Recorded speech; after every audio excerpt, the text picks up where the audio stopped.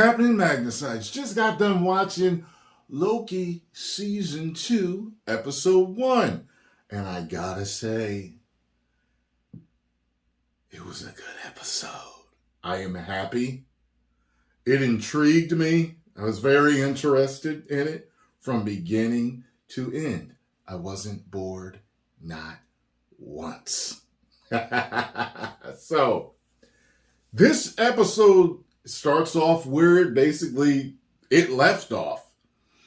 But now we find out that what is happening to him, being torn here and there, going to the past, going to the future, back to the present, back to the past, back to the present, to the future, is called time slipping. Okay? So he is time slipping, but it's not supposed to be possible in the TVA. Okay? They find this out from OB, which is Data, Short Round, that character. He seems to know like everything that there is to know about the TVA for the most part. He was a cool character. So, but the episode starts out with him time slipping, and when he slips back there, Mobius doesn't even know where he is. Starts off with him getting chased. You know what I'm saying? He's getting chased by the TVA. And he's like, it's me, it's Loki. He's like, I don't know who you are.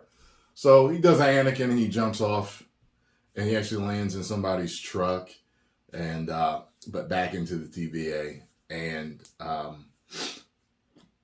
they start ratting on him, telling on him, sounding the alarm because he ran into another guy he thought he knew.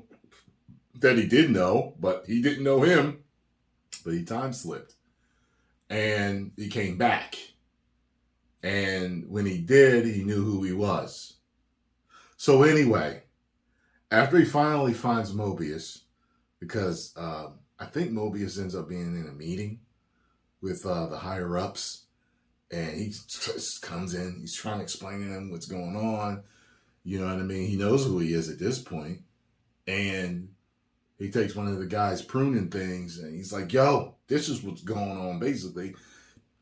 Right into the wall. And it reveals all these Kang faces. And he's like, this is who's in charge. He built this place. You're all variants. He wiped your minds. That's why you don't remember.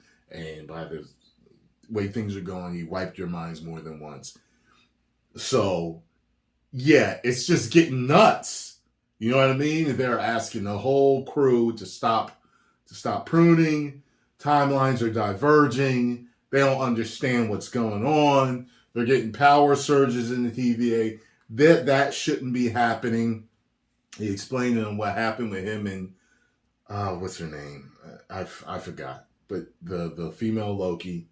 And so they ended up working with Data, OB, to basically keep him from time slipping. So they had to build a thing, attach it to the time stream, and Loki had to prune himself so that he could be snatched out of all timelines and, into there. It was so, you gotta watch the part where they build it because he's talking to OB in the past, and while he's in the past talking to OB is talking to Mobius in the future. And he's remembering things about talking to Loki as he's talking to him. And he built the thing that they needed in the past and held on to it so that they could use it in the future. It was cool.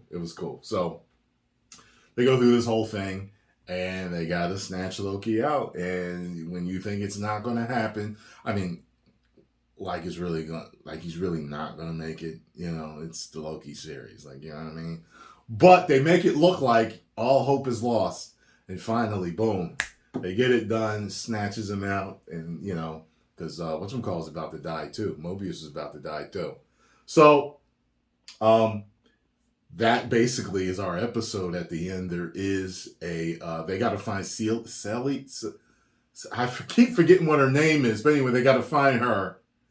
And she done time jumped to 1982 to McDonald's and finds herself there asking, how does this work? He's like, well, you can try this. And she's like, well, as long as it doesn't have a face, eyeballs, and all this other stuff. So he starts ranting off what they have on the menu, and chicken McNuggets and all this other stuff. And she's like, I want to try everything. So I don't know what's going to happen, but this was a damn good first episode. I think I want to give it a 5 out of 5 woos.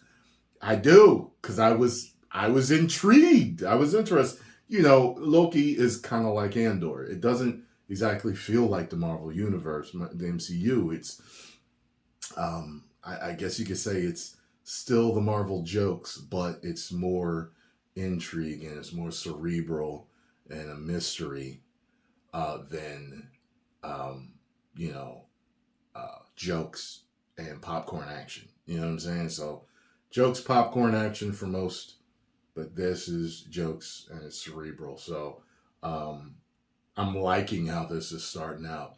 Watching the first season of Loki I liked it, but it was just kind of strange. Just like I liked Andor, but it just didn't feel like Star Wars. I liked Andor.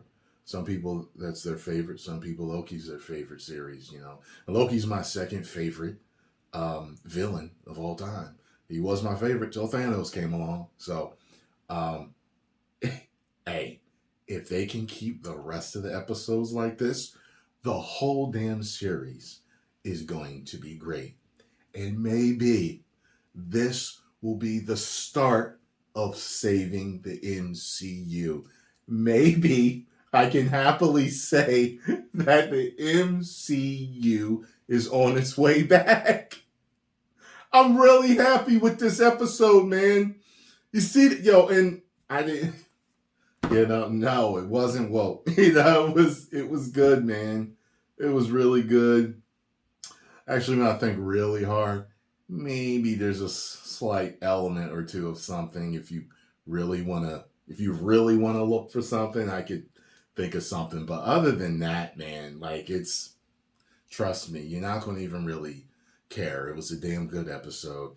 If you were a fan of the first season, I think that coming into this season, I think you're going to love this episode.